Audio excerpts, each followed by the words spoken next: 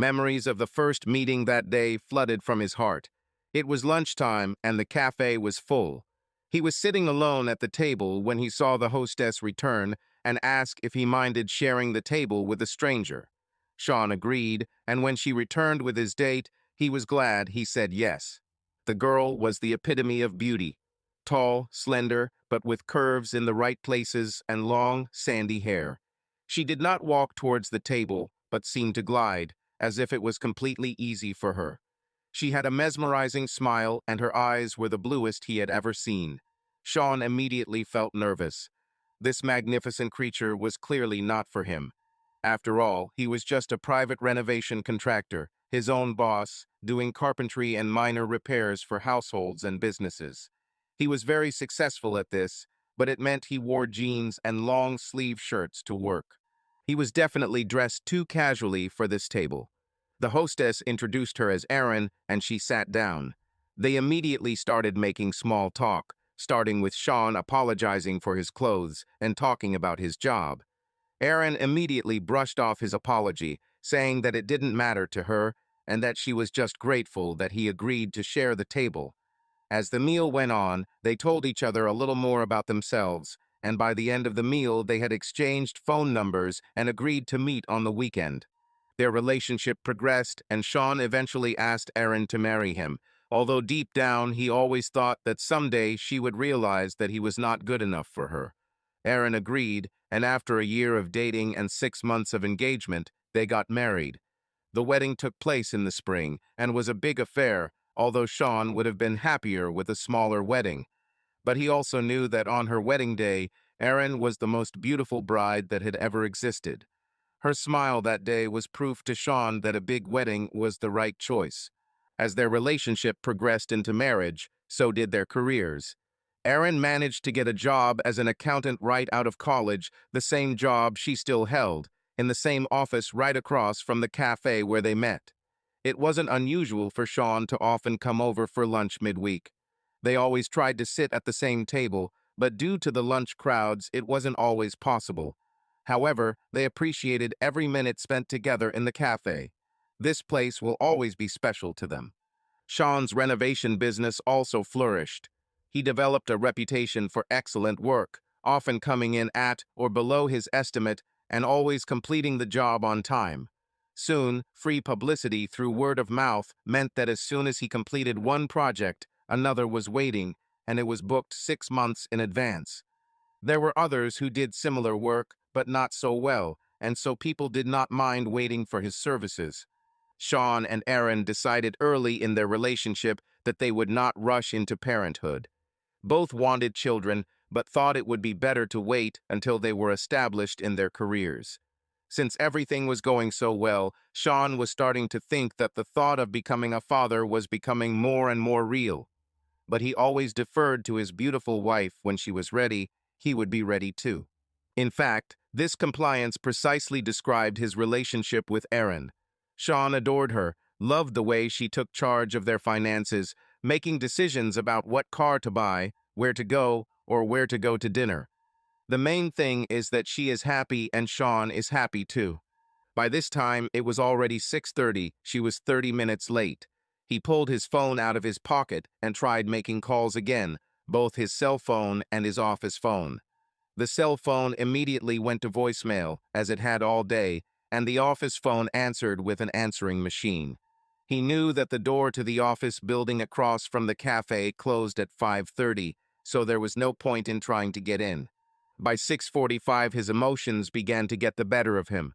He felt worried that something had happened to her, and he felt helpless, not knowing what to do to contact her.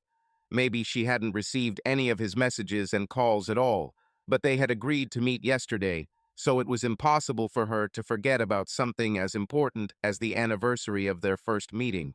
Finally, he stood up and walked over to the hostess stand. He asked the girl if anyone had called to cancel the appointment, or maybe someone had come early and then left. The hostess didn't have any messages, but asked what Erin looked like. Sean took out his phone again to show the photo, and when he showed it to the girl, she turned pale. Sean immediately noticed her reaction and persistently asked her to tell her what she knew. At first, she didn't want to say anything, but the longer he insisted, the more she realized that he had to find out the truth. She looked at Sean and said, I recognize her. She was here this afternoon around 3 o'clock. She came alone, but soon a man came in and sat at the table with her. They talked for about 30 minutes, and as he was leaving, he walked over to her side of the table and kissed her. After he left, she stayed for about 15 minutes and then left alone. Sean felt his heart sink. He looked at the hostess again and asked, Are you sure it was this woman? The hostess replied, Yes, I'm sure. Women of such beauty are not forgotten. Sean returned to the table to pick up his jacket and then headed towards the door.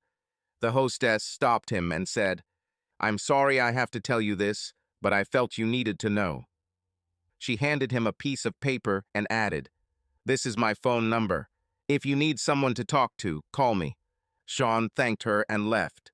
He walked to his car and decided to drive through the office building parking lot one more time. Her car was still parked there, which only made him even more confused. Did she really leave with someone, maybe with that man from the cafe?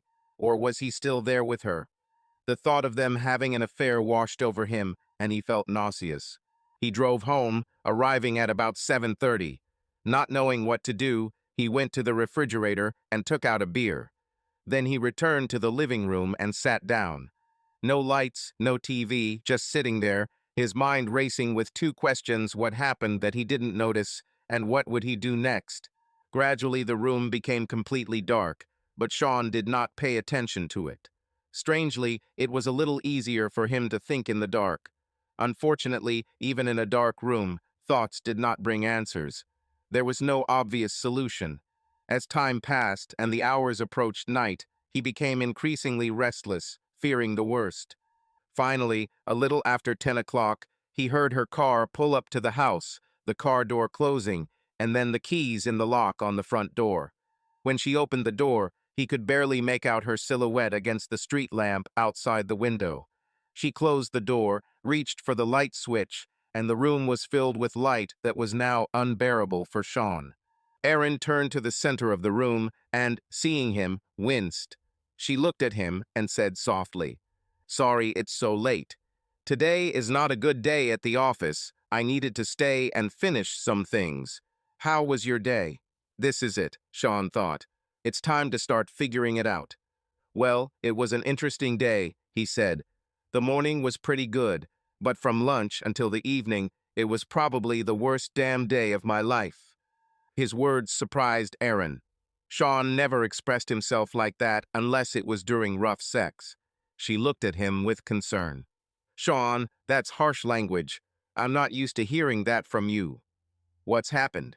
Sean was ready to begin. Sit down and make yourself comfortable, Erin. This may drag on for the evening. 3 things happened today that have never happened to me. It was as if everything had been planned to fall on me at once, crushing my soul and leaving me broken and embittered. Erin sat down on the couch opposite Sean. She looked at him and started to say something, but he interrupted her. First, since 2 o'clock in the afternoon, I have been desperately trying to contact my wife. I sent you messages, I called your cell phone, I even called the office, and all I got was a stupid secretary who somehow couldn't get a message to you, unless you received it and ignored it, which, given all the facts, is a very possible explanation.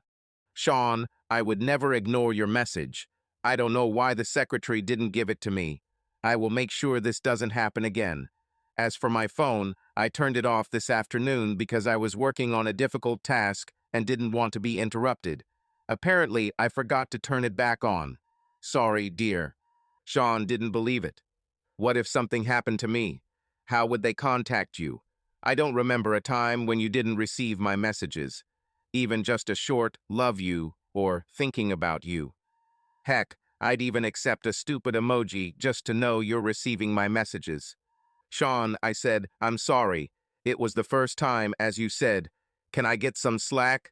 I promise this won't happen again. Please don't be mad at me for this. Oh, don't worry, there are many more reasons to be angry with you than just this one. Second, a woman I had never met before gave me her phone number and told me I could call her if I needed anything. You know what? I took this number because maybe I really need something. He took out a piece of paper with the hostess number to show that he was serious. Her face changed again from a sad expression to shock. What are you talking about? Why didn't you tell her that you were married and didn't need her number? You never behaved like this, darling. Is this all because you couldn't reach me by phone today? Sean stood up. He could no longer sit still. Walking around the room, he said, well, as I said, a lot of things happened today that have never happened before. Should I continue? Maybe you'll give me this phone number first. You don't need anyone else's number. I love you, Sean. How can I make things right for you? Sean tried to control his anger. If he thought about it, this was certainly the most furious moment of his life. He put the piece of paper back in his pocket and said, no, I'll keep it for now. We'll see if we need it in a few minutes. Sean, why are you doing this to me? He didn't answer her question. Instead, he continued to present his reasons. Third, the reason I was so desperate to contact you was to tell you how much I was looking forward to our meeting tonight. Remember, the cafe at 6 o'clock, our 8th anniversary of our first meeting. I even sat at our table, sat and waited.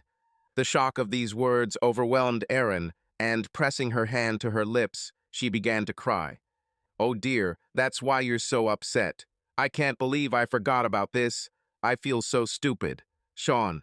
She stood up to approach him, but he stopped her. Sit down, we still have a long conversation ahead of us. Sean, please, she exclaimed. Let me fix this somehow. I need you around, Sean. I don't want you to be so mad at me. Please, dear, do you want to know what you can do for me? Here, I'll give you a chance. I need to know everything that happened to you from the 2 hours when I started trying to contact you until the moment you returned home.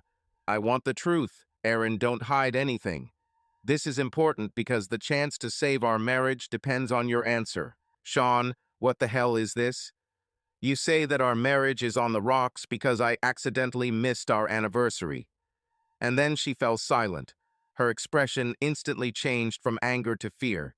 At that moment, she realized that he must have found out about her meeting with Roger in the cafe this afternoon. He must have known that Roger kissed her. She didn't know how he found out about it, but now everything became clear to her.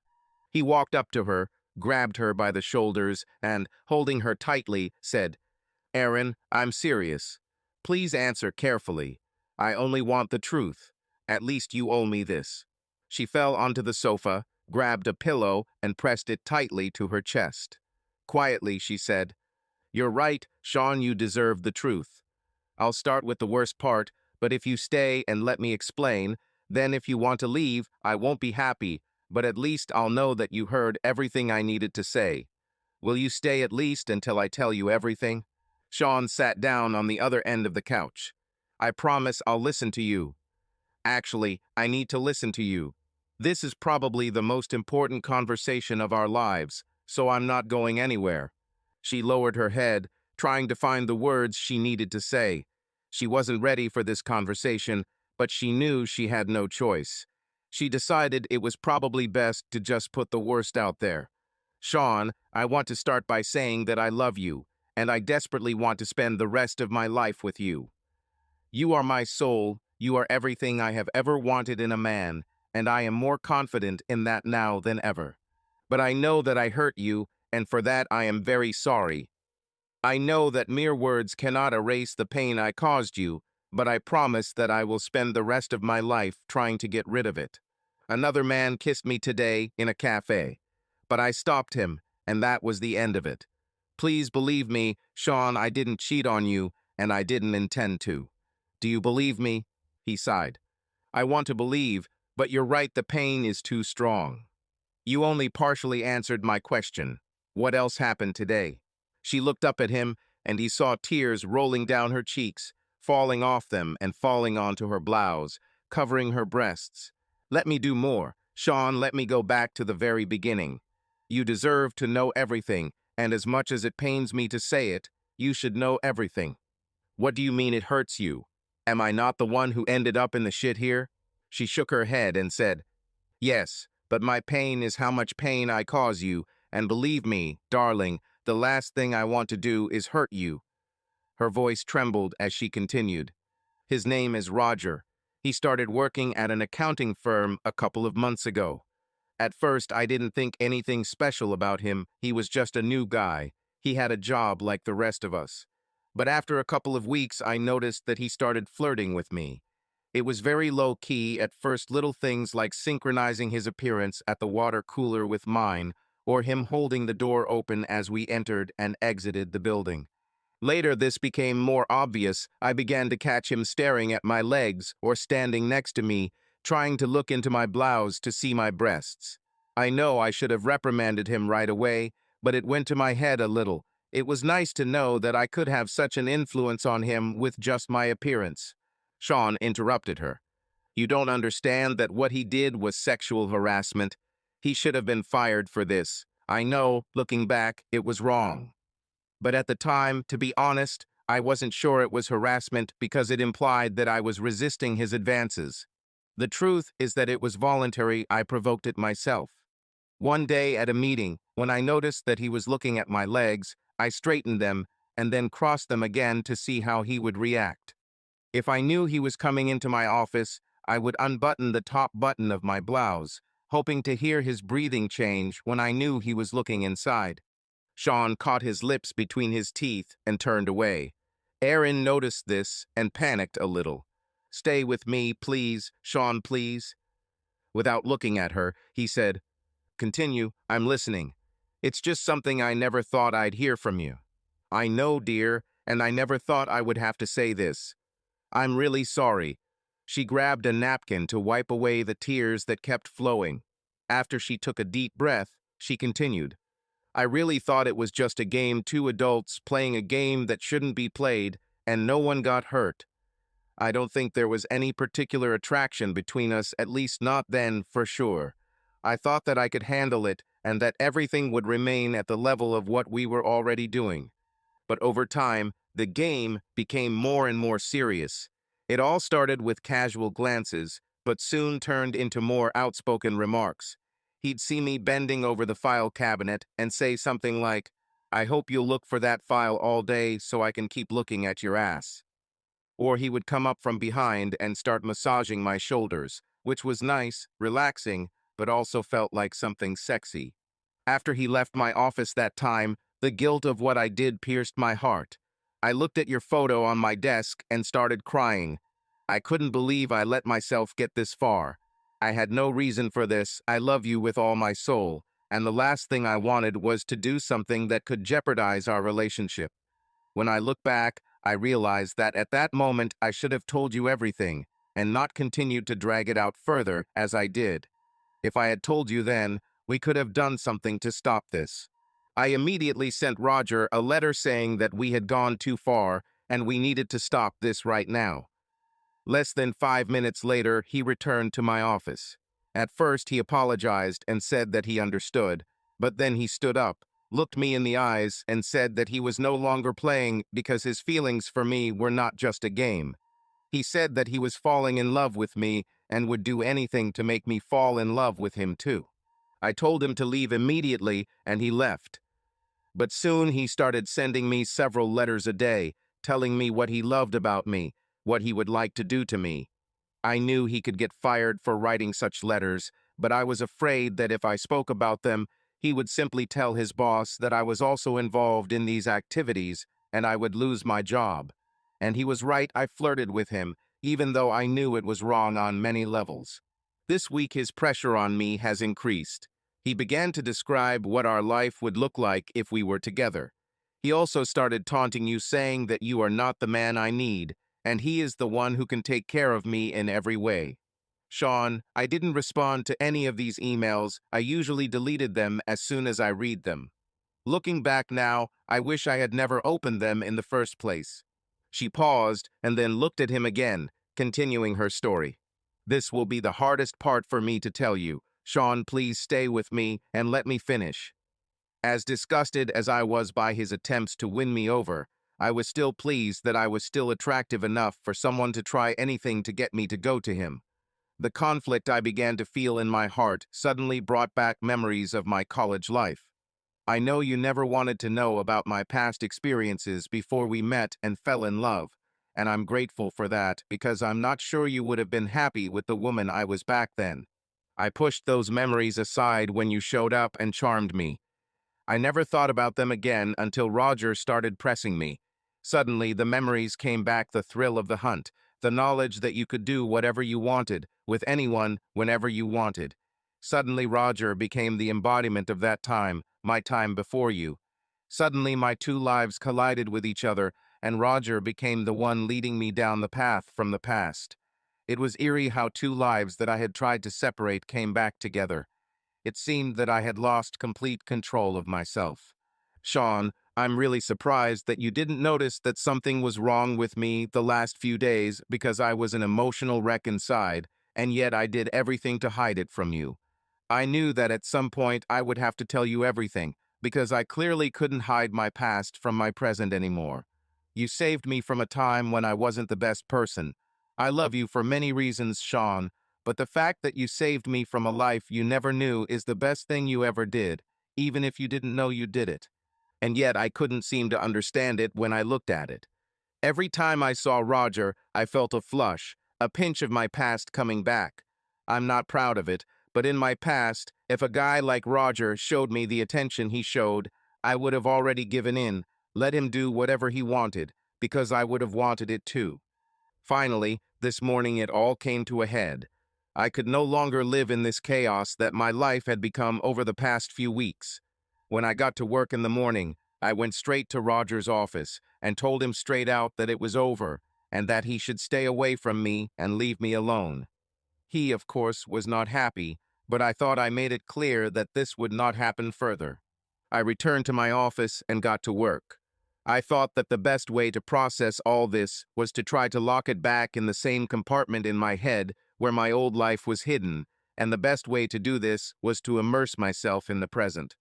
For me, it was my accounting job during the day and you the rest of the time.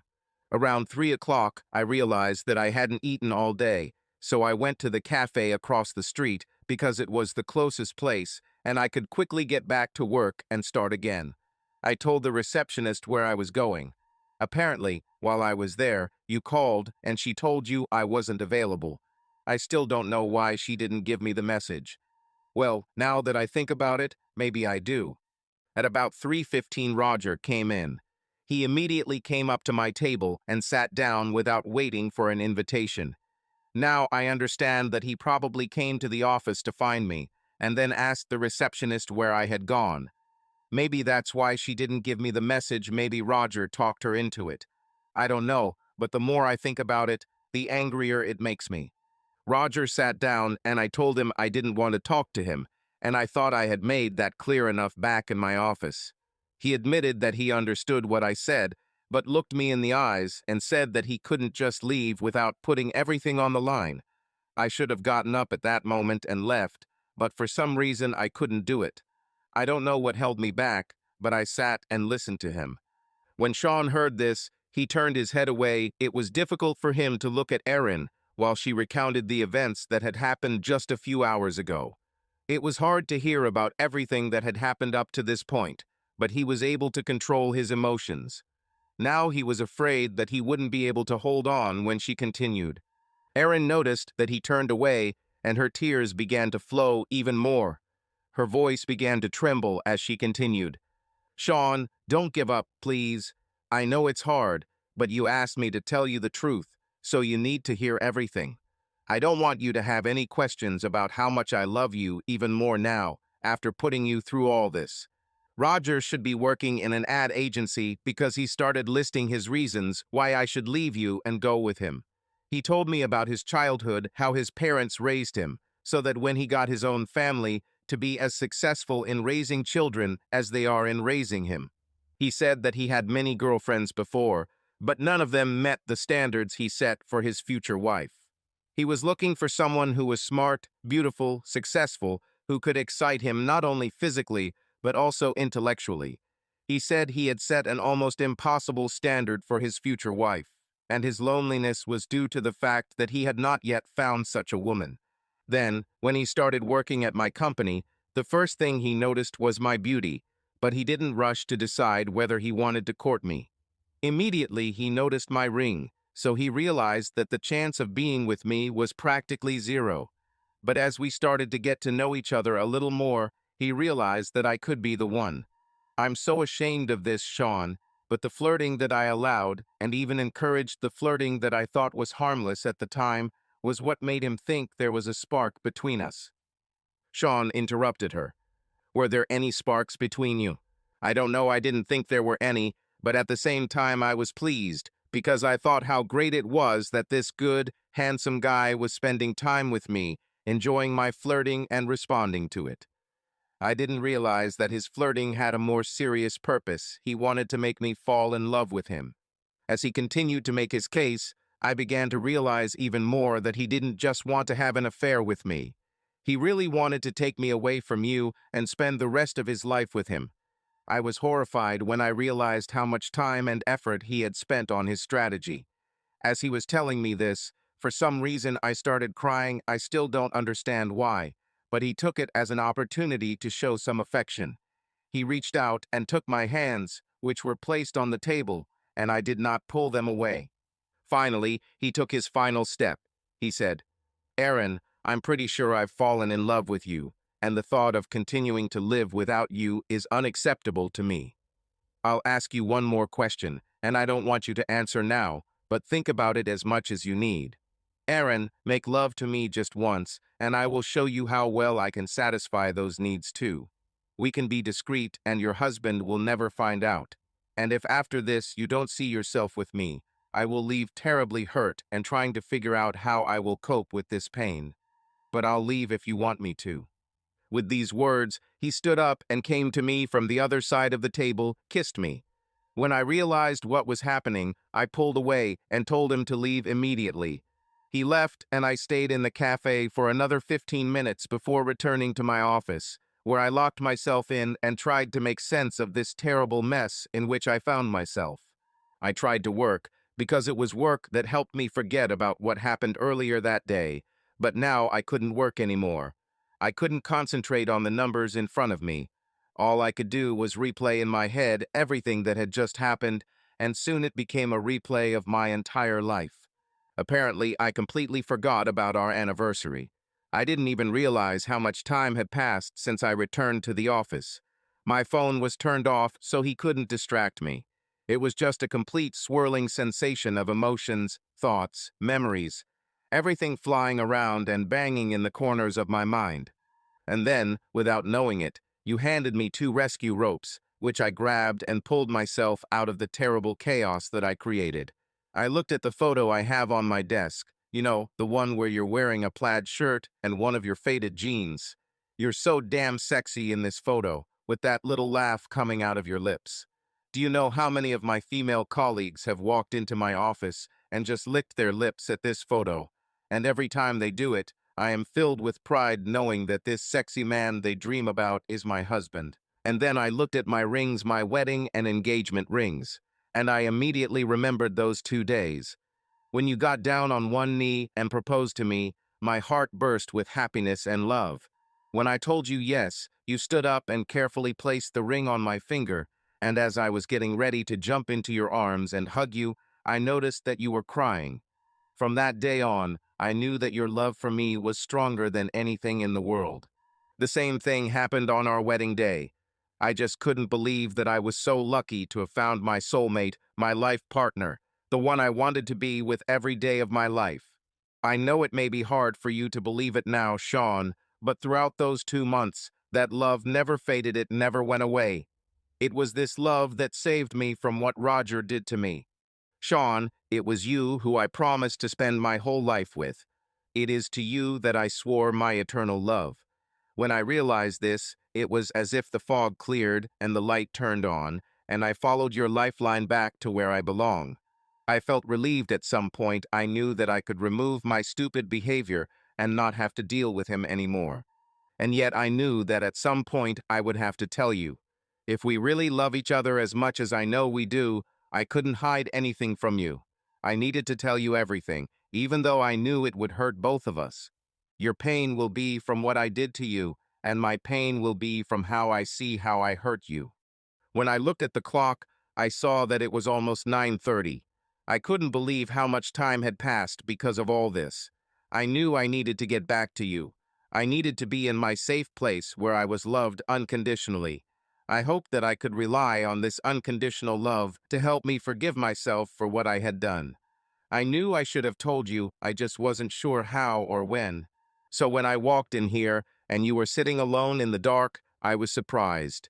When you started saying that this was probably the worst day of your life, I was confused until I realized that somehow you found out about my day with Roger in the cafe. I wish I had the chance to tell you all this before you found out about Roger yourself. I would tell you everything. You just kind of forced me into action, and that was exactly what you had to do. Erin stood in front of the couch. She began to unbutton her blouse. When Sean realized what she was going to do, he reached out to try to stop her, but she moved away from him a little. When the last button of her blouse was undone, she took it off and dropped it on the floor next to her. She unfastened the front clasp of her white lace bra, and it soon joined her blouse on the floor. She then reached behind her and unzipped her skirt until it fell, and she slid out carefully. She took off her heels, so all that was left were her white lace panties, which were clearly part of her bra set.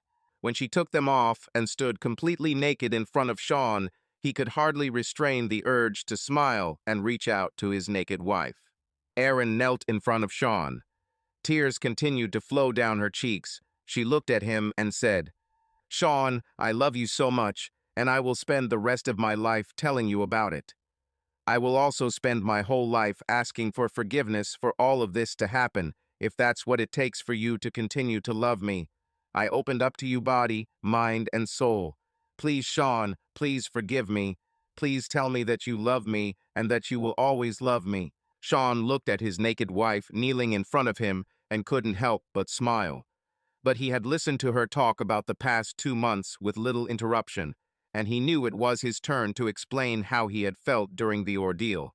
He knew it would take some time, and he didn't want her to remain sitting on the floor the entire time.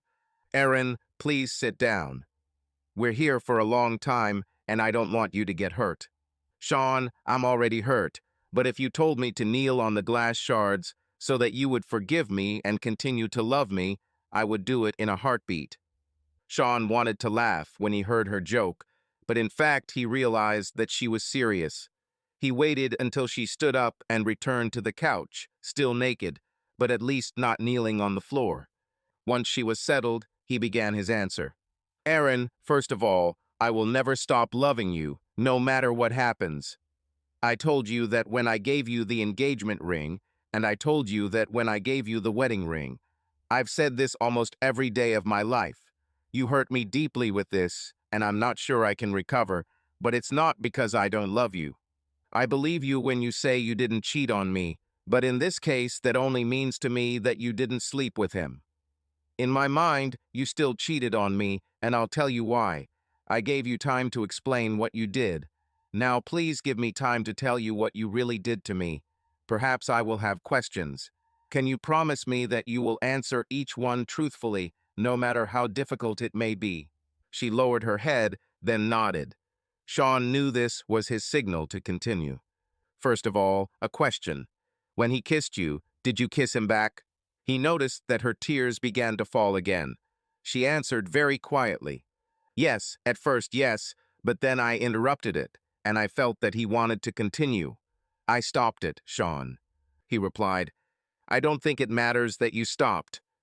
This doesn't give you any points. If you had stopped it before it started, maybe it would have meant something. I know, Sean, and I'm so sorry, please. If I could take it all back and fix this, I would do it in a heartbeat. Please, Sean. Just stop for now, Erin. We still have a long way to go. I want you to understand the pain you have given me. You say you know, but I don't think you're even close to realizing it. You say you love me, but you have put me in a position where now I have to doubt that love," she exclaimed. "Sean, I know I slipped up, but my love for you is now stronger than ever." "No, Erin, you're wrong. Please let me explain. When you agreed to become my wife, I immediately went into a mode of life where everything I do because I love you. When I go to work, I try to do my best because I love you and want to provide for you. When I come home, everything I do here, I do because I love you. My whole life is dedicated to loving you. Everything else doesn't even occur to me. You are my world, Aaron. When I wake up, the first thought that comes to my mind is you. When I go to bed, the last thing on my mind is you. And until today, I thought you were the same. I've always felt inferior to you because you're this brilliant, smart, sexy professional woman with a degree, successfully working in the professional world, and I'm just a carpenter, a jack of all trades, with no education. She started to protest, but he interrupted her. And yet, as strange as it may sound, I know that you love me, despite my shortcomings. Over the years, I felt less and less that we were at different levels of the chain of life. You have proven your love for me by simply staying with me and never making me feel inferior. This is another reason why I try to do my best for you. I like that in what we did it for each other. All our efforts were aimed at making our life together as good as possible. To me, this is true love when you dedicate your entire being to loving someone so much that you put them on a higher level than yourself. That's how we were, or at least that's what I thought. But when your boy toy entered the picture, you switched from this mode slowly at first, but more and more every day. See, when you started flirting with him, it wasn't something you did for our relationship. You did it for yourself. When you started talking to him and teasing him, you were doing it for yourself, not for us. Everything you did with him, I'm sure, was just for you. In fact, I'm sure that whenever you were with him, doing anything, I was the furthest thing from your mind at that moment. And I guess I can forgive you for that. Maybe it's unrealistic to expect that everything you do should be for the two of us.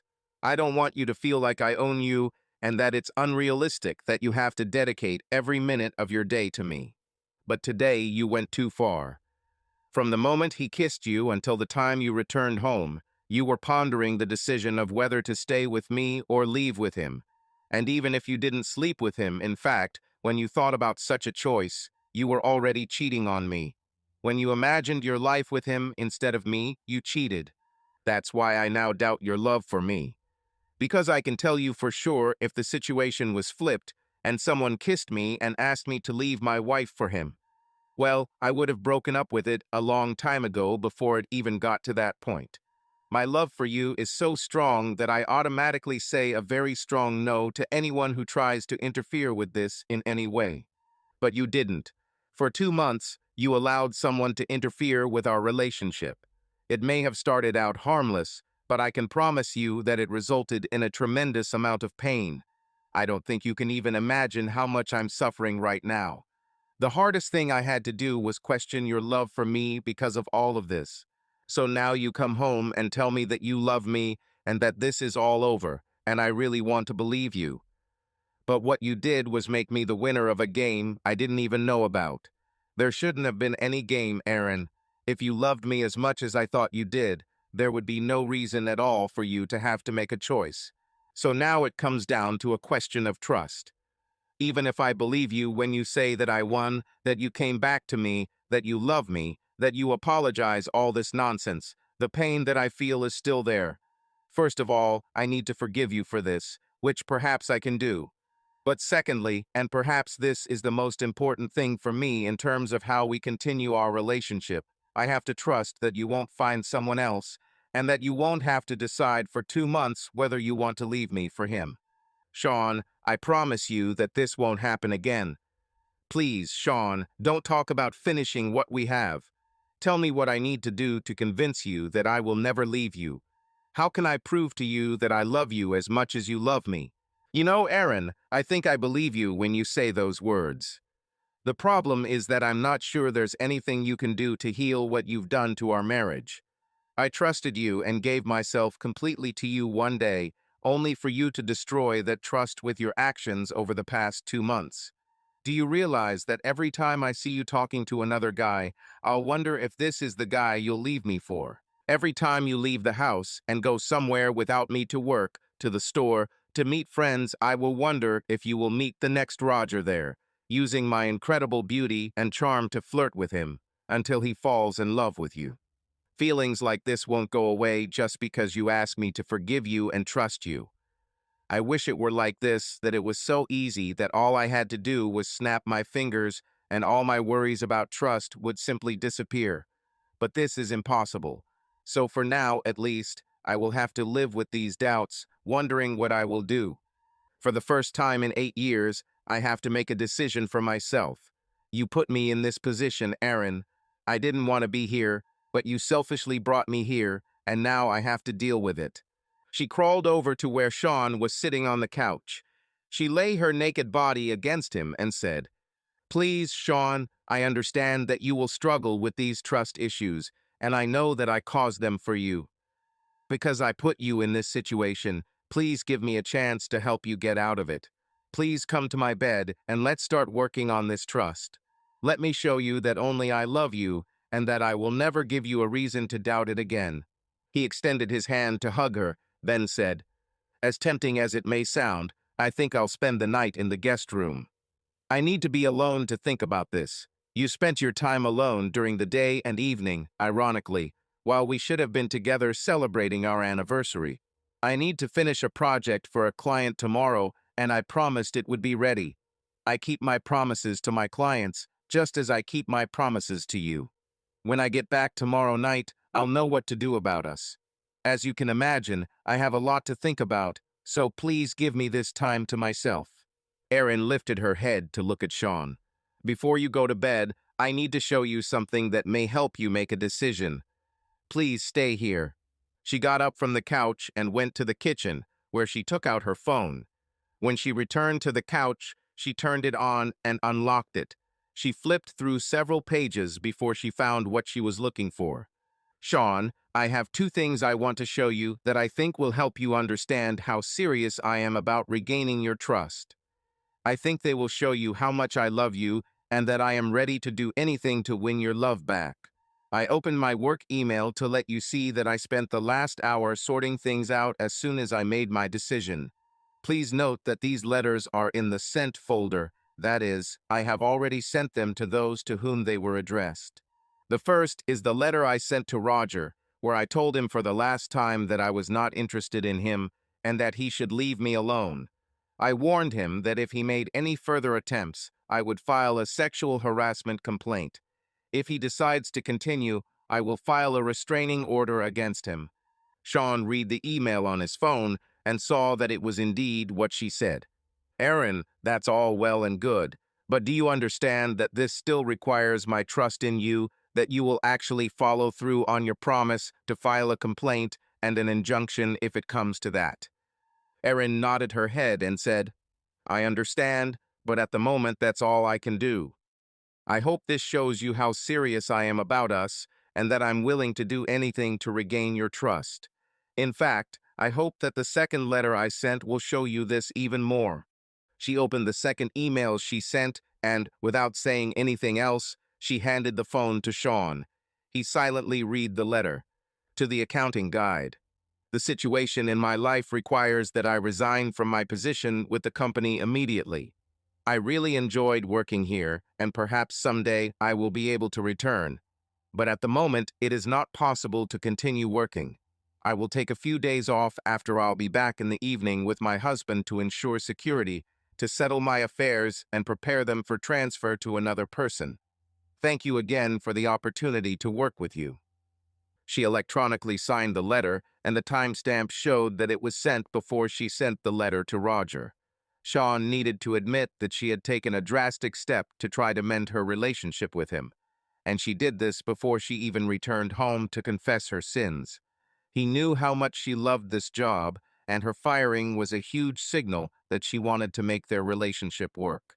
He looked up at Erin with a few tears in his eyes. She smiled faintly and said, "Sean, these are my first 2 steps towards you. The letter to Roger was easy to send. The letter to my bosses should have been more difficult, but when I thought about doing something for us, like you said, it was one of the easiest decisions of my life. It was just easier to fall in love with you. I hope this shows you how much I still love you and how much I'm willing to do to regain your trust." She crawled over to Sean and placed both hands on his face, leaning down to kiss him. He kissed back. Under normal circumstances, he knew that this would have resulted in them going to bed and making love late into the night. But today, it was impossible. There were more important things to resolve before the relationship could return to normal, if that was even possible. Sean broke the kiss. "Aaron, this is a huge gesture, and I promise you that as I consider my options, it will mean a lot. But now I need to go to bed to get some sleep. I need to be on full alert tomorrow to complete my work with the client. Before I go, remember, no matter how much you hurt me today, I still love you and I will never stop." Erin pressed herself close to him and replied, "I know you love me, Sean. If you didn't love me, you would have kicked me out as soon as I returned home. All I can do now is keep thinking about how I can prove to you that I will never hurt you again if you give me a chance. Please, Sean, please let me prove it. I love you too." They separated and went their separate ways. She went into their bedroom and he into the guest room. To say that Sean slept through the night would be an exaggeration. Between periods of sleep, he woke up, absorbed in his thoughts, and the decision overwhelmed him. There were many reasons to forgive and stay, but he still struggled with the pain in his heart, a pain he never thought he would experience. He got up early in the morning and prepared to leave, trying not to disturb Erin. He really didn't want to contact her until he made his final decision. He wanted his choices to be as free as possible from emotions that might cloud them. It was hard to explain her side of herself last night when she sat naked in front of him on the couch. He fought the urge to pull her towards him. He felt like he had to resist his urge to take her, hold her, and love her, because even if they did, the pain would remain. That is why he decided to leave in the morning without seeing her. He threw himself into the work and completed his project ahead of schedule. The client thanked him and promised that he would call if further assistance was needed. She also took some of his business cards to give to her friends. Such advertising through word of mouth helped him achieve success. He wasn't ready to return home, so he decided to stop at a cafe on the way. He went inside, and the waitress who worked yesterday was back in her place. She recognized him immediately and smiled. "How are you? I apologize again for what I had to say to you yesterday." Sean smiled at her. "As you can imagine, it was a little difficult for me. We are in limbo, nothing has been decided yet, but I wanted to come in and give you this." He took out a piece of paper from his pocket on which she left him her number. "Even though she hurt me, I'm not ready to meet someone else yet. I appreciate the gesture, but now is not the time." She took the paper and said, "Understand. If I can help in any way, even just to listen, you know where to find me. But I hope everything works out for you. No one deserves the pain you must be feeling right now. Thank you. Do you mind if I just sit at our table for a while? It doesn't look like you're very busy. If I need to leave, tell me, but I think I just want to sit for a while." She smiled and said, "Of course you can. Would you like free iced tea? That would be great. Thank you." She walked him back to the very table where their relationship began 8 years and 1 day ago. After she brought him a glass of iced tea, she left him. She came over periodically to refill his tea, but otherwise respected his privacy. She knew he thought about hard things. Sean looked over the day. He was still kicking himself for not noticing the change in Erin's behavior over the past 2 months. He thought that maybe she hid everything from him so well. If so, it greatly damaged his trust in her. If she could hide this 2-month affair, what else could she hide? On the other hand, maybe he simply didn't notice the changes in her behavior because he was so engrossed in his work that he didn't pay attention to the subtle changes she was probably showing. He was so desperate to be successful for her in his work that he may have overlooked the other things she needed. He knew of other relationships that were struggling because someone's professional life interfered with their personal life. He wondered how he could trust her again. He had no doubt that she was sincere in what she told him yesterday when she admitted what she had done, and she begged for a chance to show that he could learn to trust her again. Her leaving a job she loved was a huge step, and she did it herself. He didn't even know if he would expect that to be part of the conditions he would consider if he decided to take her back. She did it herself, and it said a lot about her desire to regain his trust. His phone beeped, and he saw that it was a message from Erin. She wanted to know when he would be coming home and told him that she missed him and loved him. He replied that he was sitting at their table in the cafe. She asked if she could come to him, and he replied that he would be glad. 20 minutes later, she walked through the door. The hostess recognized her immediately and escorted her to their table. Sitting down opposite him, she kissed his cheek. Looking at the hostess, who was already leaving, she said, "She told you that, right? Did she give you her number too?" Sean smiled. "Yes and yes. But one of the reasons I came here today was to get her number back. I wouldn't do that to you, Erin. No matter what happens next, even if we go our separate ways, as long as we're married, I won't cheat on you." Erin lowered her head and said, "I know that you won't change, although you, of course, would have every right to do so after what I did to you." "Sean, are you still thinking about leaving me? I cried all day thinking about it. All I can say is that I love you, and I'm so sorry that I put you through such pain. You will see that I can regain your trust if you give me a chance to heal this pain. Please, Sean, please." She looked up at him, and there were tears in her eyes. His first reaction was to go to her and hug her, wiping her tears and assuring her that he would never leave. At the same time, an image appeared in his mind of a man he had never met, with whom she had started a 2-month relationship without informing him, and also the fact that she had kissed him right here in the very cafe where their relationship began, and this image overshadowed his perception of a crying wife asking for forgiveness. He also thought about the pain he felt when he learned that just yesterday she was seriously considering leaving their relationship for something new and potentially more exciting. He could forgive flirting, he thought, because sometimes beautiful people do it without thinking. He might even be able to forgive the kiss at some point, although it would take time. But he wasn't sure he could forgive the time she spent putting their relationship in jeopardy. The fact that she had decided to stay with him now was not very comforting. The fact that she thought about it for more than a second was where he felt betrayed by Erin. With these conflicting thoughts in his head, he made a decision. He looked at his beautiful wife and said, "Erin, I love you and always will. But I never expected the kind of pain you caused me. This was the most difficult decision of my life. Erin," I decided. Erin looked up at Sean, her eyes filled with tears. His first reaction was to walk up to her, hug her, wipe away her tears, and assure her that he would never leave. At the same time, the image of a man he had never met, with whom she had started a 2-month relationship without telling him, appeared in his mind, as well as the fact that she had kissed him right here, in the very cafe where their relationship began. This made him forget the image of his wife crying and asking for forgiveness. He also thought about the pain he felt when he learned that just yesterday she was seriously considering leaving their relationship for something new and perhaps more exciting.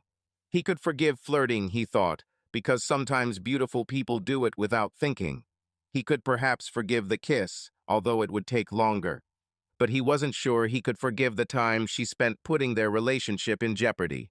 The fact that she had decided to stay with him now was not very comforting. The fact that she thought about it for more than a second was where he felt betrayed by Erin. With these conflicting thoughts in his head, he made a decision.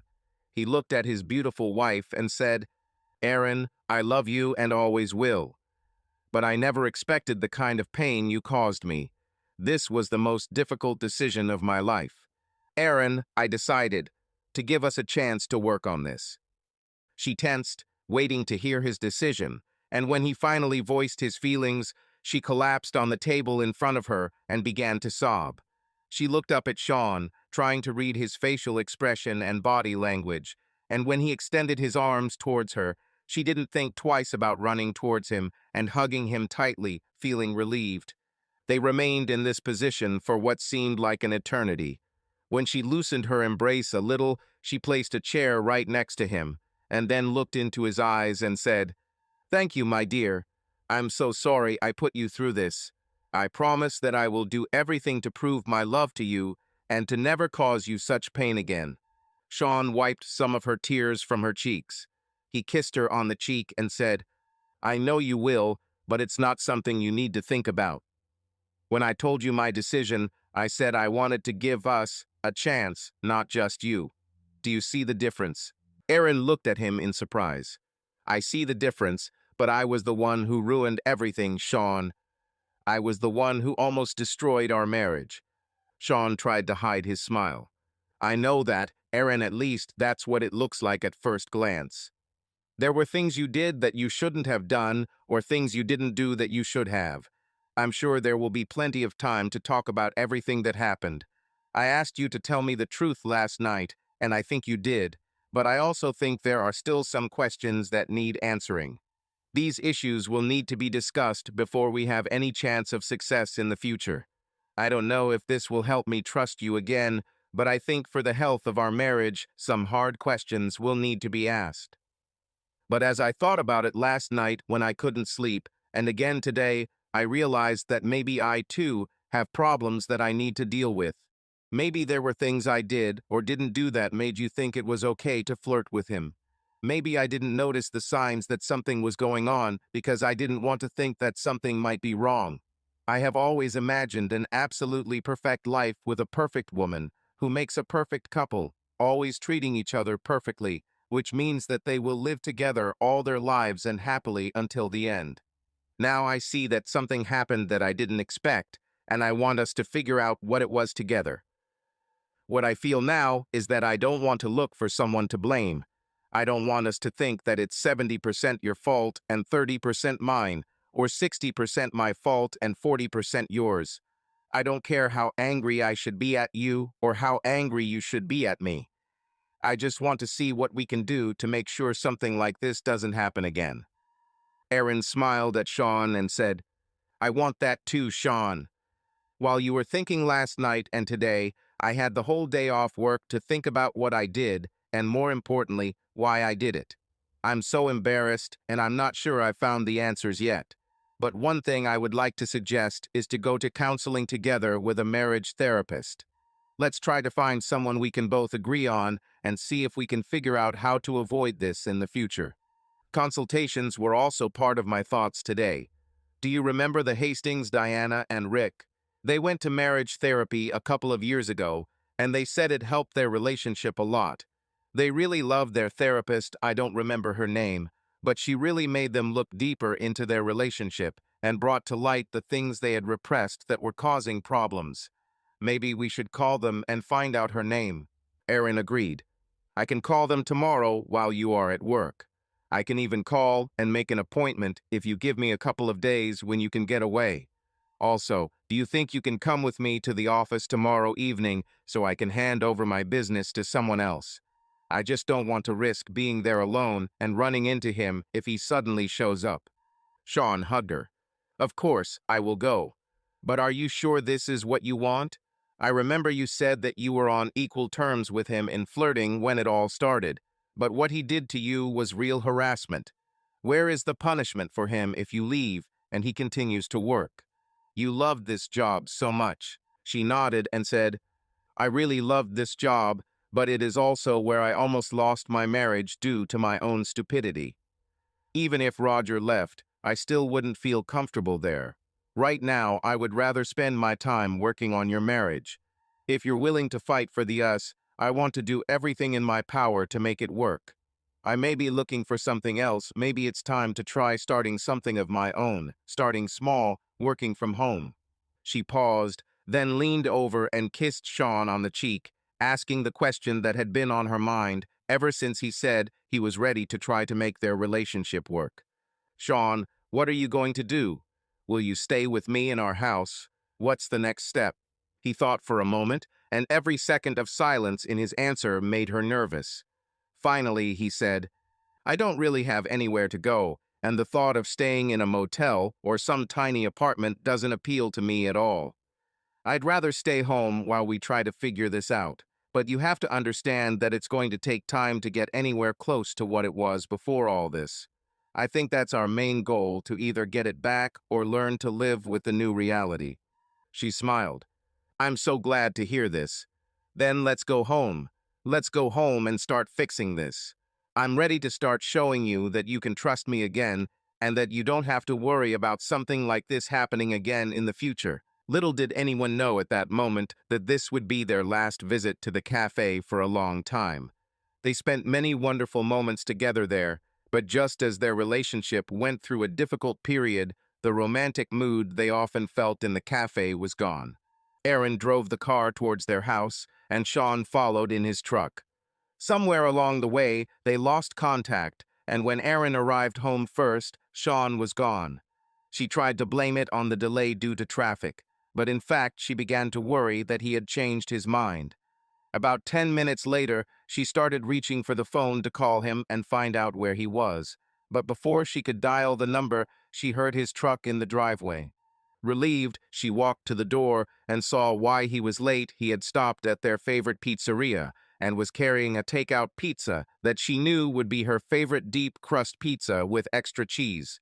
It might seem like a small thing to an outsider, but to her it was important even though she nearly ruined their marriage. That small gesture of him bringing her favorite pizza told her that he still loved her. They chatted a bit over dinner. There was tension in the air, and both knew that this would be part of the new reality for now. After dinner, they made plans for the next day. Sean was busy with renovations and had to work all day. Aaron will try to contact friend Diana Hastings to find out who their marriage therapist was. After Sean gets home from work, he will go with Aaron to the office to be with her while she gets around to handing over her responsibilities. They went to the bedroom, which became another dilemma. They slept in separate rooms at night while Sean thought about his decision, but neither of them slept well. He looked back at Aaron and said, "Honey, I don't want to sleep in the guest room tonight, but you have to understand that I'm not quite ready for us to be the same again. I thought we would go to bed in the same bed, but just sleep for now." Aaron smiled. It was more than she expected. She nodded and took his hand, leading him to their bedroom. He slept in shorts, and she in a long t-shirt. Sometime during the night, he rolled over and pressed himself against her back, placing his right arm on her body and his hand on her right breast.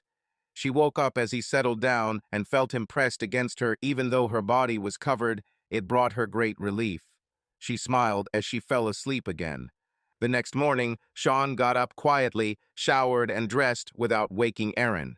He felt more responsible for the satisfaction of his clients, since he was not sure when Aaron would start working again.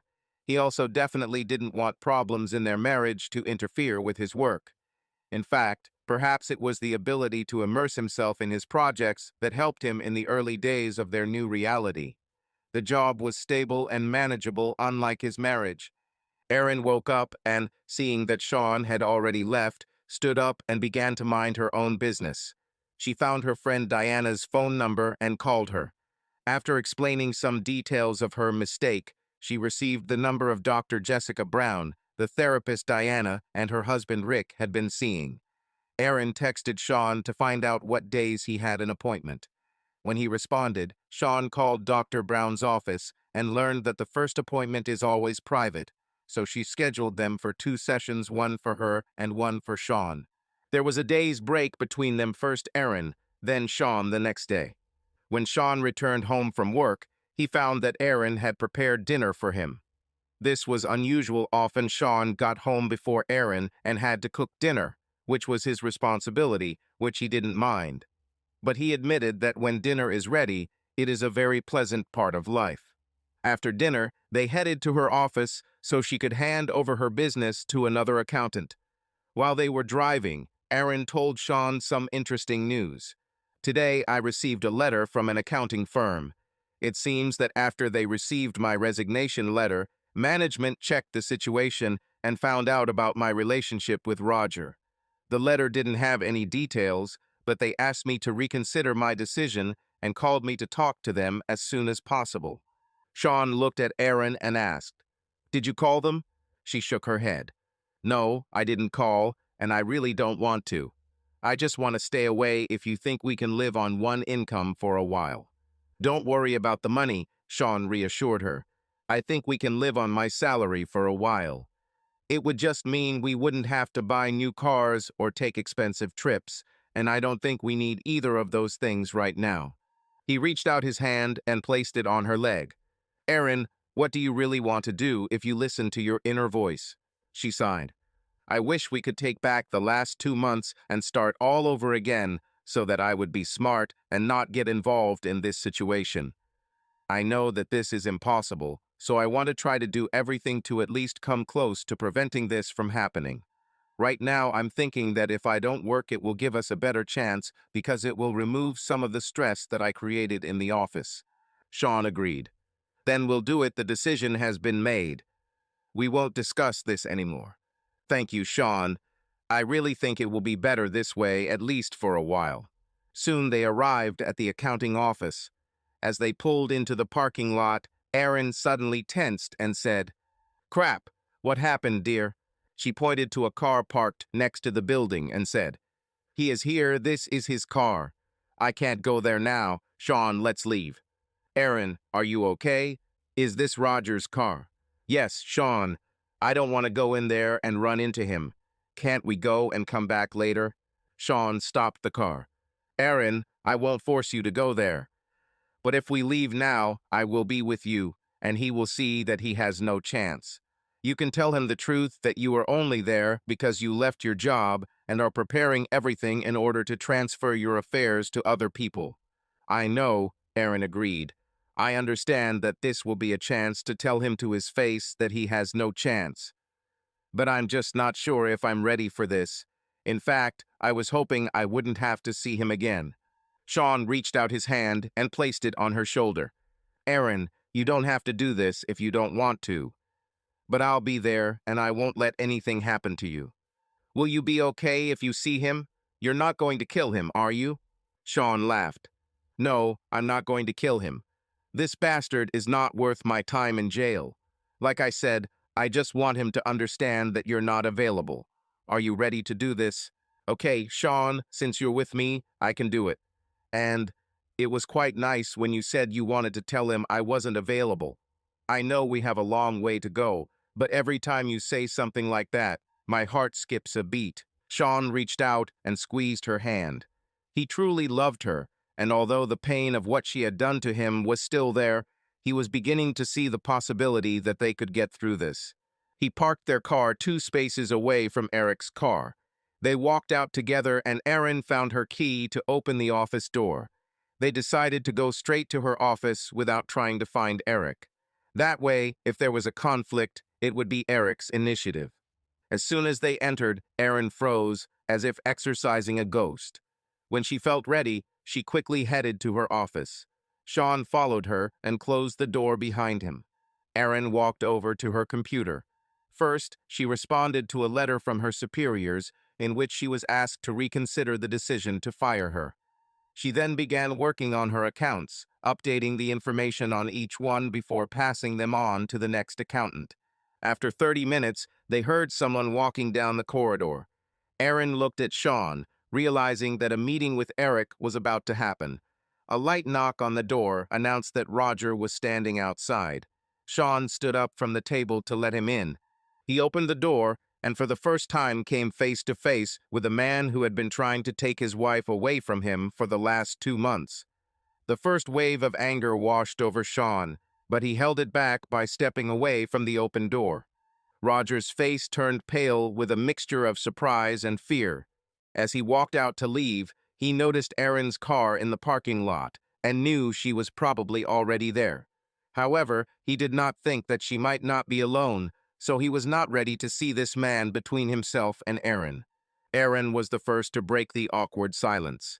"Roger, what are you doing here? I thought I made it clear that I don't want to see you anymore." Roger swallowed, still clearly worried that he thought it was Erin's husband in the office with her. "I know you said it, but I wanted to come and apologize for my actions. There is no excuse for what I did, and although I thought we were getting along well, I had to control myself. I take it this is your husband. If this is the case, I want to apologize to both of you." Erin glanced at Sean before turning to Roger. "Your apologies won't help us now, but the truth is that you definitely weren't the only one to blame. Sean and I discussed this. He knows I was wrong too, for getting involved from the beginning and not stopping when it got more intense. I betrayed my marriage by flirting with you, Roger, but Sean agreed to give us time to heal and move forward. I'm sure you already know, but I quit. My marriage is more important than working here, and I'm trying to put all these bad memories behind me. The only reason I'm here is to prepare my affairs to hand them over to someone else. I definitely wouldn't have come here if I knew you'd be here. Roger replied. I'm only here to remove my things from the office. Today I was fired. It seems that after you quit, management began to figure out what happened. Apparently, they found me easily. I was given 2 months severance and told to leave immediately. I'm just picking up my things. I'll hand over the keys tomorrow. I don't know what I'll do next. Erin replied, well, it's a pity that you lost your job, but I'm not worried. Perhaps they would have fired me too, but I beat them to it. She didn't tell him that she had received a letter asking her to return, and she wasn't sure how much he had told his superiors. But she knew that she, too, was to blame for the things that Roger was fired for. Erin asked briefly, is there anything else? Roger looked first at Sean, then looked down at the floor. No, that's it. I just apologize again. I really hope you can get through this. With these words, he walked out the door. Sean looked at Erin and said, stay here. Then he himself left the office. When he caught up with Roger, he had already reached his office, where he was packing a box of personal items to take to his car. Sean asked, why, Erin, why did you take on it the way you did? Are you sure you want me to answer? I don't want to get hit here. Sean assured him that he wasn't going to hit him and only asked because he wanted to understand. Roger said, because I have never met such a woman in my life. On that first day when she was introduced to me, I was captivated by her beauty, the way she gently shook my hand, the sincere smile on her face. Even then it was clear that she was a great person. I took more drastic steps than I ever had with any other girl. At first, she responded to my flirtations, she flirted back. I really thought we were onto something. But then I felt that she was starting to get colder. She told me to stop, but I didn't want to. Instead, I stepped up my actions. I started complimenting her as much as I could. I bombarded her with letters, some of which, of course, I'm not proud of. She told me to stop, but I felt there was still a chance. And 2 days ago, I took my most decisive step. When the secretary said that she went to a cafe across the street, I realized that this was my chance, the two of us, away from the pressure of the office. I made my last proposal to her, and as you probably know, I kissed her and came back. When she later sent me a letter, I realized that nothing had worked out, but I was not going to give up. And when I found out that she quit and would not return, I realized that she was running away from me, and it was all over. Of course, I didn't know how complete it was until I was called yesterday and told that I was fired. So it looks like you end up with a girl and I lose my job. I think my punishment fits the crime I committed. Sean had one more question for Roger. In all this time, has she even mentioned me once? Did you at least say that you were married? Roger thought for a minute and then replied, no, I don't remember her saying that. I assumed she was married because she had rings on her ring finger. But we definitely weren't talking about you. Why are you asking? Because I want to find out everything I can so this doesn't happen again. Because of you, we have a lot of work to do now, and I need to find all the answers I can. Roger looked Sean straight in the eyes and said, well, believe it or not, I hope everything works out for you. You're a lucky guy, Sean. I thought I had a chance, but in the end you turned out to be the better man. Good luck. With these words, he left their lives. Sean realized that if he never saw him again, he would be glad. He returned to his wife's office just in time to see her turn off the computer. She looked up at him and asked, why did you follow him? Because I want to know as much as possible. I want to understand what caused all this. If we're going to get through this, we need to put everything on the table and try to find ways to make sure it doesn't happen again. I will do anything to learn to trust you again, Erin. There may be many more things we both don't like, but if it ends up making our marriage stronger, then it will be worth it. If you told me the truth that night, and I still believe you told the truth, then you have nothing to fear. I just needed to hear his point of view. Erin, you are a beautiful woman, and he won't be the last person to look at you and want more. Some may be content with fantasies of a quickie with a sexy woman, but others, like Roger, may want something more. When this happens, I need to be sure that you can resist it. Erin walked around her desk and approached Sean, reaching out to hug him, which he responded to. She laid her head on his chest and calmed down, hearing his heartbeat under her skin. I will spend all my time trying to regain your trust, dear. I love you so much. Thank you for coming with me today. If you can come tomorrow, I think I will have time to finish and leave here forever. I'll take you, I'm not going to make you come alone. And look at it this way, maybe it was a good thing that we were able to talk to Roger. I wasn't upset to learn that he was fired for this. They got into the car and drove home. It was late enough that they both headed straight to the bedroom. As before, Sean settled down next to Erin, covering them both with a blanket. He thought about the day and what they had accomplished, especially meeting Roger. He knew there was still a long way to go, and it bothered him that Erin had never mentioned him to Roger in those 2 months. This needed to be discussed, perhaps when they went to see a counselor, she could help him understand it. That night, they slept together again, hugging each other, but without further developments. It was an awkward situation, being intimate but not moving on to something more, even though they were both sure that was what they wanted. But despite the awkwardness of the situation, each other's closeness and warmth brought them comfort and helped them experience deep, restful sleep, something they both sorely needed as they tried to deal with the elephant in the room. A couple of days before their first meeting with Dr. Brown, a marriage counselor, Sean and Erin were sitting in the living room after dinner. The incident was now 3 weeks behind them, and both felt they were taking steps toward repairing their damaged marriage. But they still didn't make love, and Erin noticed that Sean's face still showed pain. They didn't talk about it much because they had already reached the point where talking only brought back unpleasant memories. Both hoped that the consultations would be as successful for them as they were for their friends. But even though they spent every night together, Erin missed the little conversations they always had, discussions about their day, plans for weekend adventures, and so on. Moreover, now that she was not working, she began to feel that the days spent alone at home were devoid of any enrichment. She missed working every day, using a brain that had been trained for accounting. She also missed the camaraderie she shared with some of her colleagues. They had been a part of her life for almost 10 years. Suddenly, the absence of the opportunities she had enjoyed for so long became a painful reminder that her actions had hurt not only her husband, but also herself. So, as Erin sat together that evening, she asked Sean a bold question. "Sean, how will you feel if I come to work with you tomorrow? I know I don't know anything about your work, but maybe there are ways I could help you. Sitting here all day drives me crazy, so it would be nice to spend the day with you," she said. Her idea surprised Sean, and he thought for a few minutes.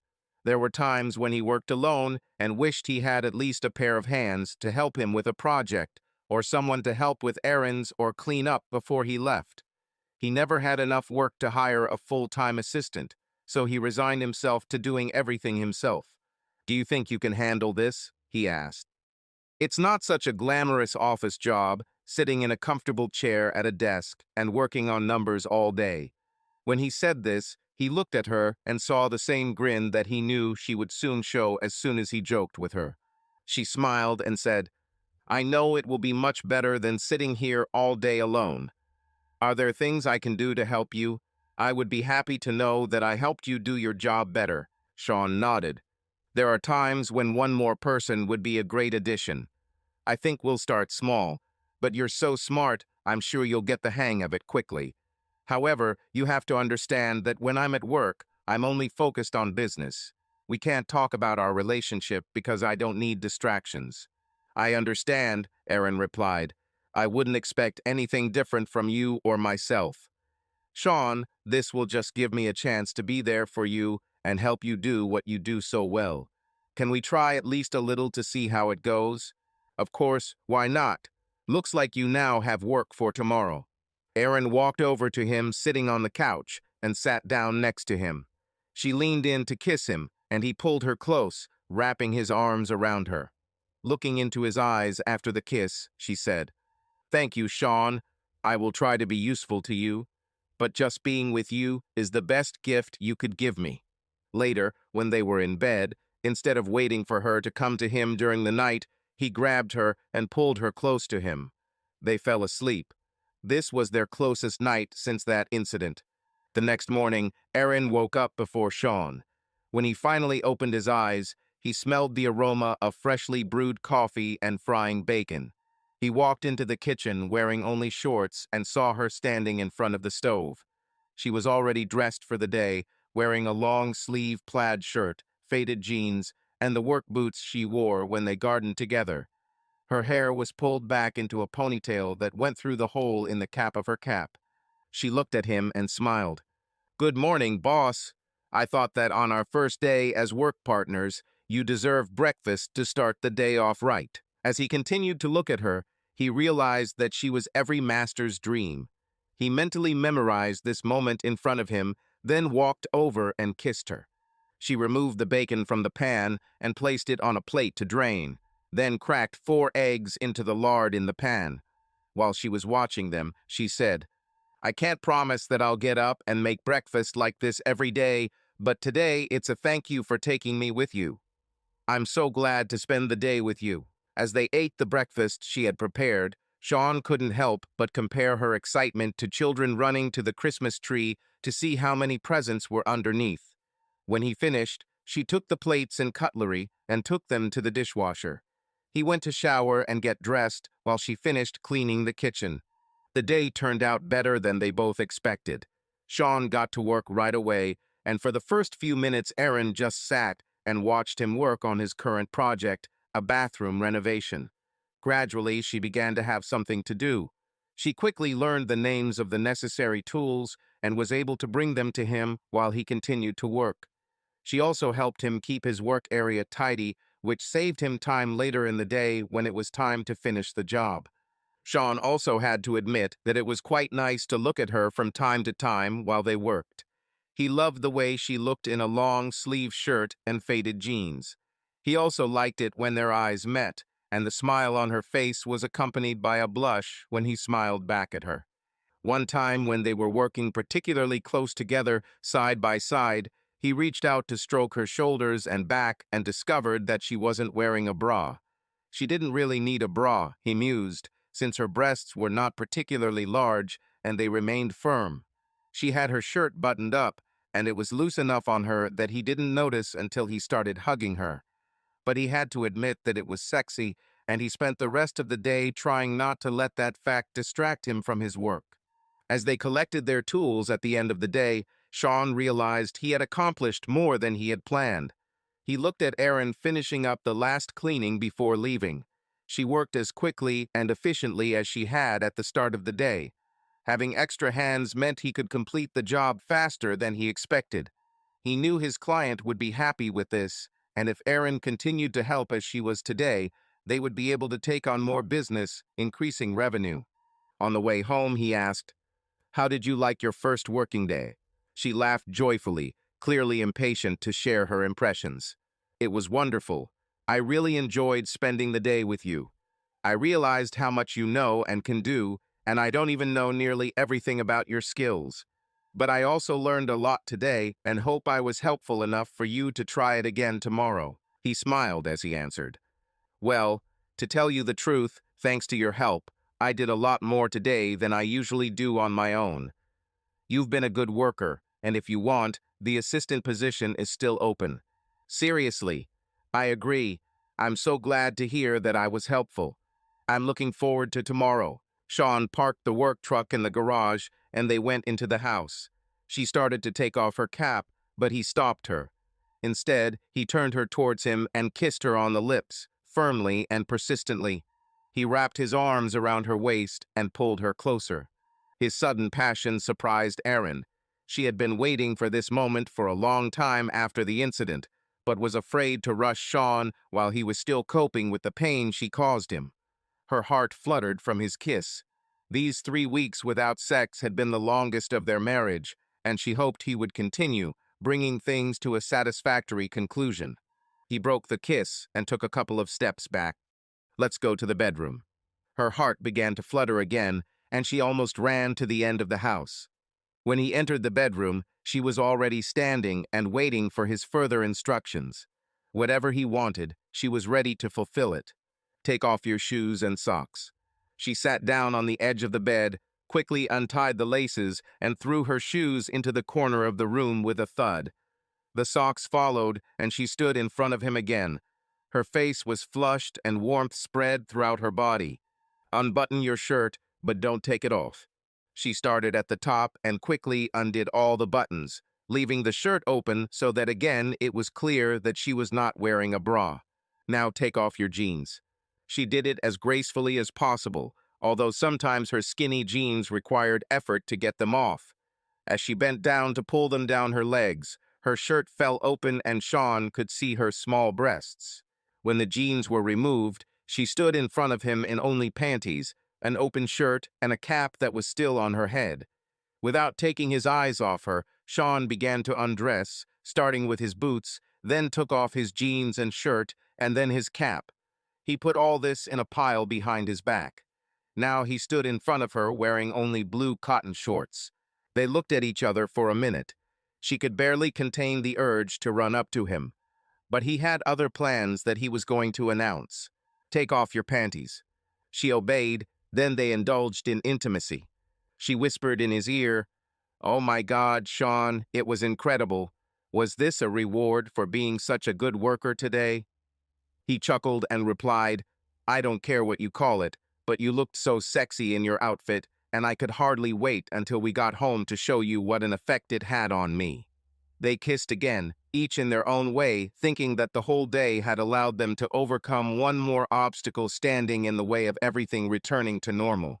Aaron continued to work with Sean, learning more and more about his talent and abilities as a carpenter and handyman.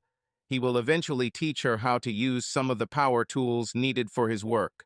She also took it upon herself to go online and start researching aspects of interior design. This was an area that Sean had never felt comfortable in, so she knew that if she could gain a better understanding of the currently popular design trends, they could offer options to their clients, thereby opening up even more opportunities to expand their business. Both met separately with Dr. Brown, who wanted to hear from each of them about Aaron's 2 months of absence. When they finally met, Dr. Brown had specific questions she wanted them to discuss. In Aaron's case, she felt they needed to figure out together why flirting with Roger had awakened Aaron's repressed memories of wild times in college. It was during this session that Aaron decided that Sean needed to hear about her past, even though he didn't ask her to tell him. She explained that he knew that her parents were very strict in her upbringing, just like Sean's upbringing.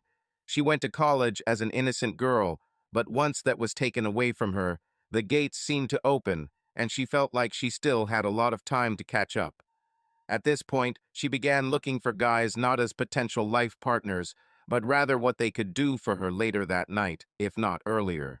Sean looked down as Aaron explained that she really had no idea how many guys she slept with, because counting wasn't her priority at the time. Finally, she reached her limit. In September of her freshman year, she woke up naked in her dorm bed. She had no idea how she got here and no idea what was done to her. As she searched for her clothes and tried to sneak out of the dorm and take the walk of shame back to her apartment, she knew she needed to make a change. In her mind, it was as if she was trying to wash away every guy who had allowed her to use her body for their own pleasure. That morning, she made the decision to quit this lifestyle and concentrate on her studies, preparing for the rest of her life. She made an appointment at the college clinic to get tested for illnesses and felt extremely happy when she came back clean.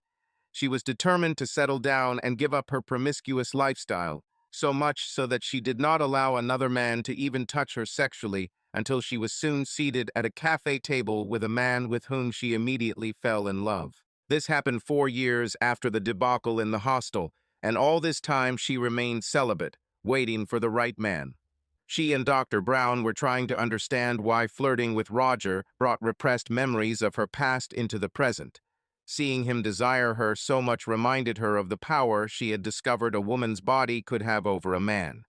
Part of the guilt she faced over her ordeal with Roger came from trying to bury memories of college because she didn't feel that any man who knew about her past could love her. During those terrible 2 months, she was literally in turmoil and felt powerless to stop, even though her marriage was on the line. When Sean heard her talk about her past, he felt the pain she was feeling. He had to admit that if he had known about her past as much as he did now, he might not have pursued a relationship with her after that first meeting in the cafe. But he also knew that he had said that he was not interested in her past, but instead wanted to focus on their future. It was one of the reasons why Aaron fell in love with him so much. Looking at her now, he knew he had to say something.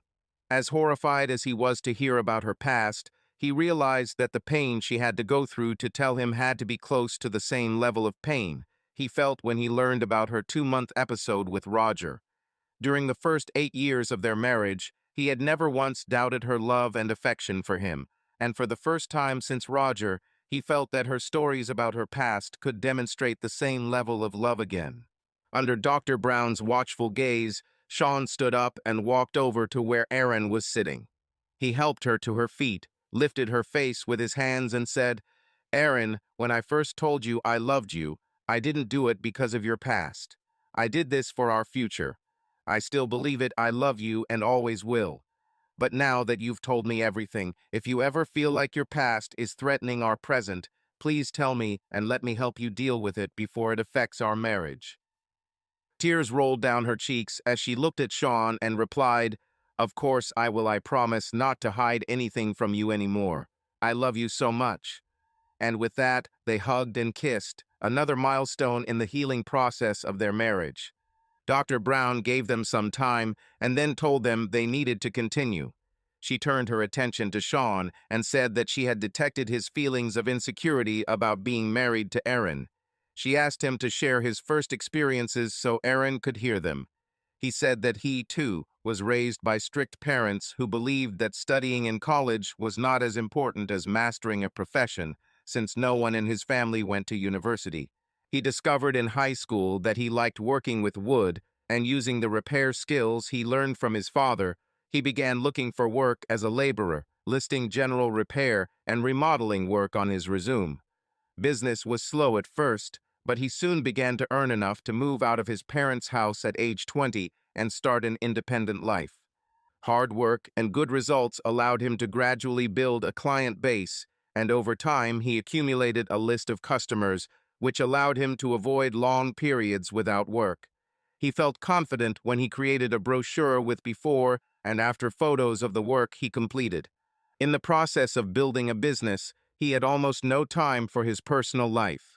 He often worked long hours because he underestimated the time needed to complete a project and wanted to completely satisfy the client by finishing the job on time. So, on that fateful day in the cafe, when Erin sat at his table, he felt intimidated because this beautiful professional woman was talking to him, just a simple laborer with no formal training. Even as they continued to communicate and grow closer, he hid his feelings of insecurity, always fearing that she would one day wake up and realize that he was not good enough for her. Yet this did not happen, and by the time they married 6 years ago, his fears had all but disappeared. When they went to social events for an accounting firm, sometimes those fears would return because he felt like he was the only uneducated person there. But Erin never made him feel inferior, and he realized that she loved him for who he was, not who he thought he should be. When he found out about her episode with Roger, all those feelings of fear came back at once.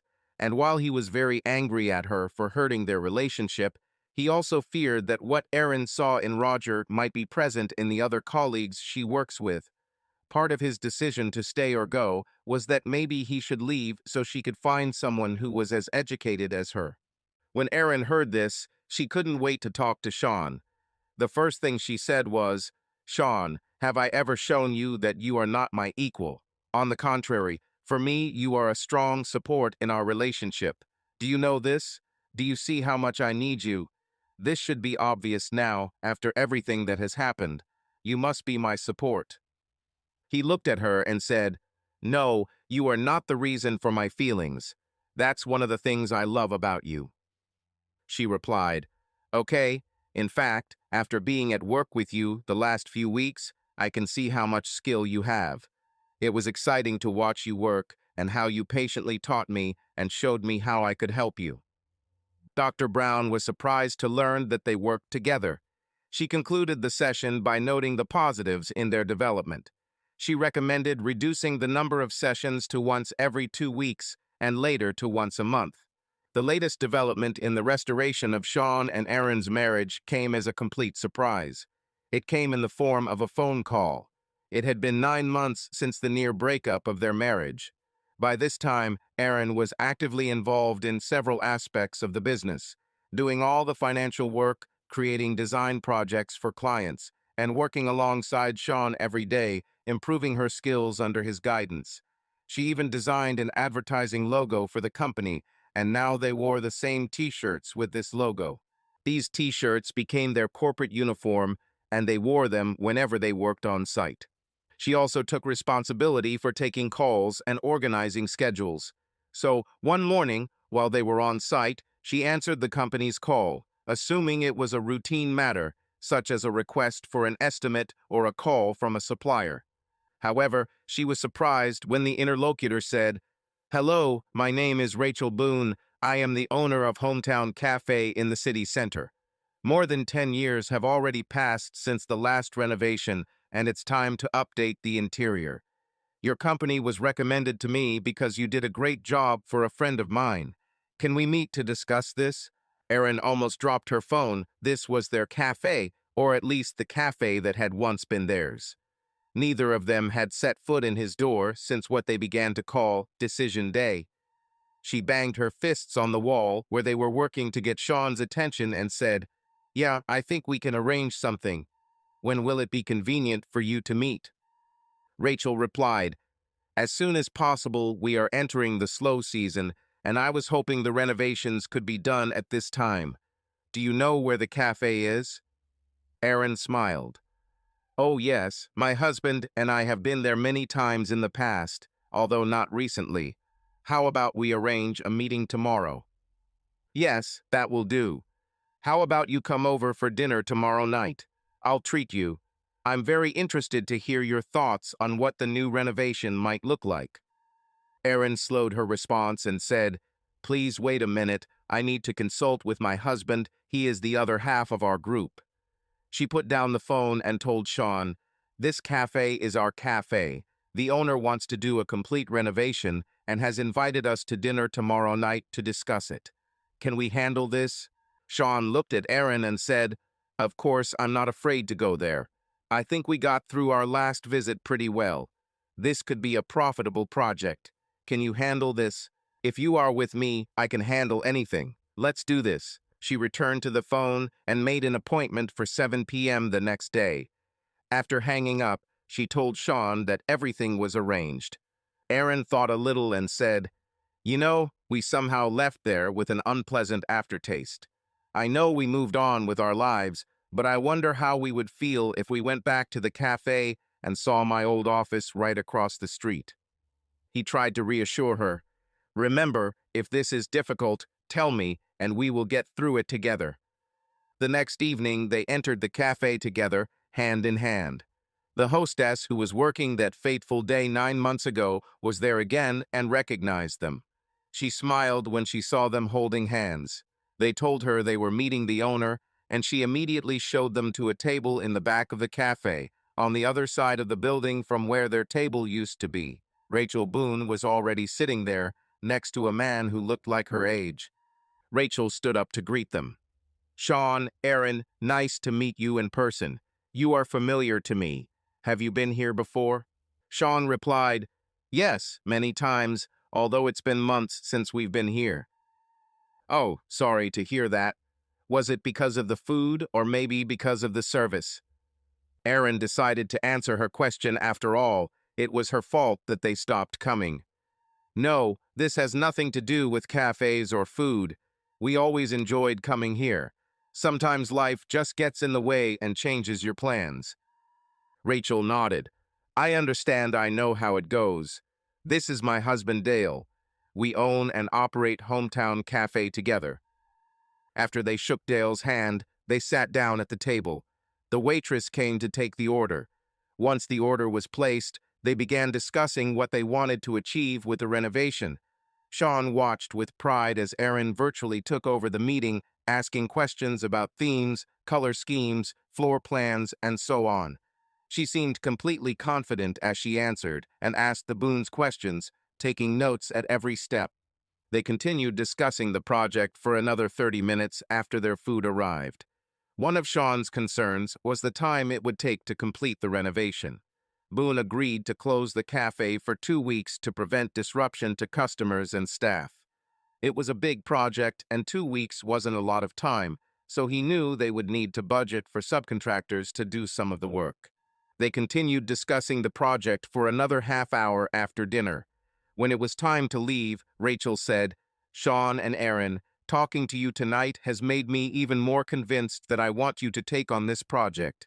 Erin, you have some amazing ideas, and I look forward to seeing what you have to offer. Send me an estimate as soon as possible. Let's become partners." They left the cafe holding hands, just like when they entered. When they got to the car, Sean opened the door for Erin, but not before he grabbed her and pulled her towards him, kissing her hard on her surprised lips. "What was that?" Erin exclaimed. He replied, "For 2 reasons. First of all, we managed to return to the scene of the crime, so to speak. I would say we definitely got over it and put it all behind us. And secondly, you were amazing there. You took charge of this meeting, discussing renovation ideas, color schemes, and themes as if you had been doing this your whole life. Can you believe that once upon a time you just wanted to be with me at work, and now you're having design meetings with people who probably have a lot more money than we do? Do you think I was too persistent? I didn't want to dominate the meeting." "Relax, Erin, they were clearly impressed because they gave us a lot to do." They returned home and immediately worked for a couple of hours before heading to bed. Sean was so impressed with how Erin got to work that he suggested she stay home from the current project for a few more days so she could focus entirely on choosing the design she was going to present. When he returned home on the second day, she had already drawn 3 sketches of the cafe's interior, each with a different design and color scheme. He made a few suggestions, and then she moved on to the final designs. She was not an expert in art or architecture, but her drawings were professional enough that the basic idea of the design was clearly visible.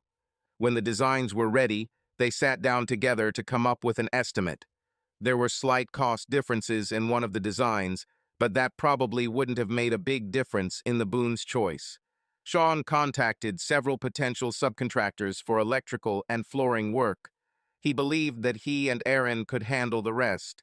It would be a long 2 weeks with 16-hour days, but they both believed in the project, so they kept moving forward. In the end, the Boones chose the most expensive design option, which was Erin's favorite option. They set a timetable for the work and allocated a 2-week period during which the cafe would be closed in order to carry out the renovation as efficiently as possible without interference from customers and staff.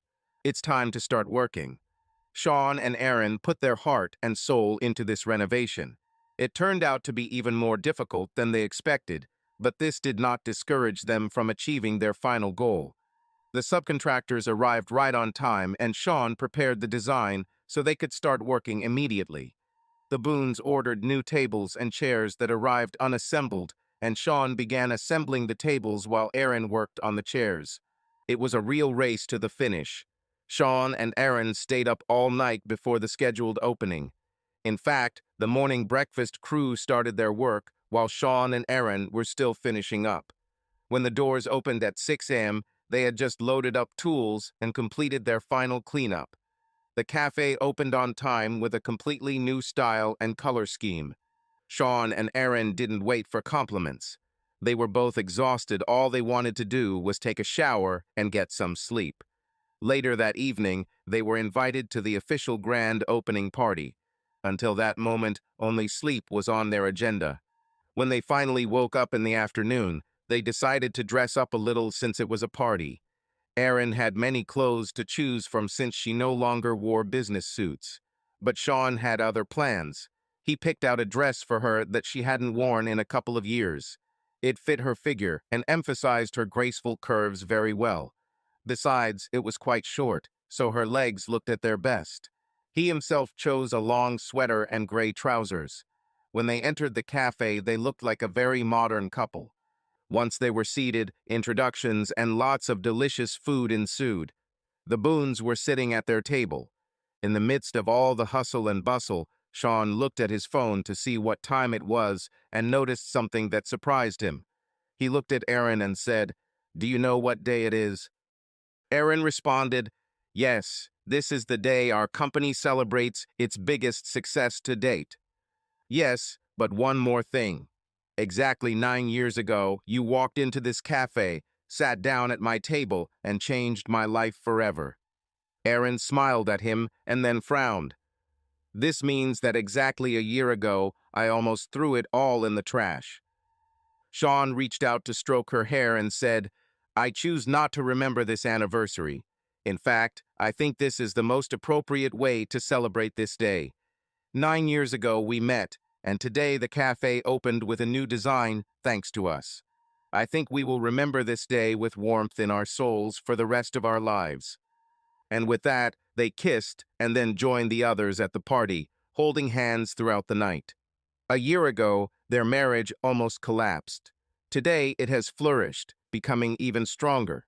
On the way home, Aaron looked at Sean and asked, "What made you decide to give me a second chance?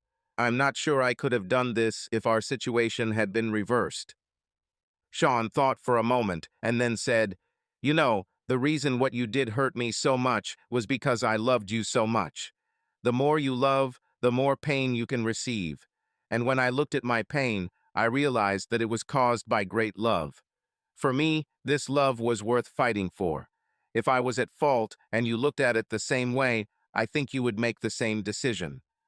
He reached out to take her hand and squeeze it. As he drove, he said, "You know, I think we should thank Roger for what he did to us." "What the hell do you mean? He almost destroyed us." Sean laughed. "True, but look at us now. If Roger hadn't started following you, you would never have left your job, and then you wouldn't have started working with me. I could never have gotten this order to renovate the cafe on my own. Thanks to Roger, the business is stronger than ever, and we are closer than ever. We are a great team in business and in life. All this may be true, but I'm not going to look up his number to call and thank him." Sean agreed. As they pulled into the garage, he said, "But I need you to do something for me." "What exactly, dear?" "Get your hair in a ponytail and find your cap. I think I found a handicraft girl I want to sleep with tonight." They ran into the house, laughing and squealing until they reached the back bedroom and closed the door. The cafe was the place where it all began. The cafe was the place where almost everything collapsed. The cafe was where they started over, and the cafe was where they celebrated the success of their new beginning. The cafe was truly a mystical place. Subscribe to our channel so that your love doesn't cheat on you, and go ahead and listen to the next story, because this story is nothing compared to the next one. If you're under 18, don't even think click to the next one.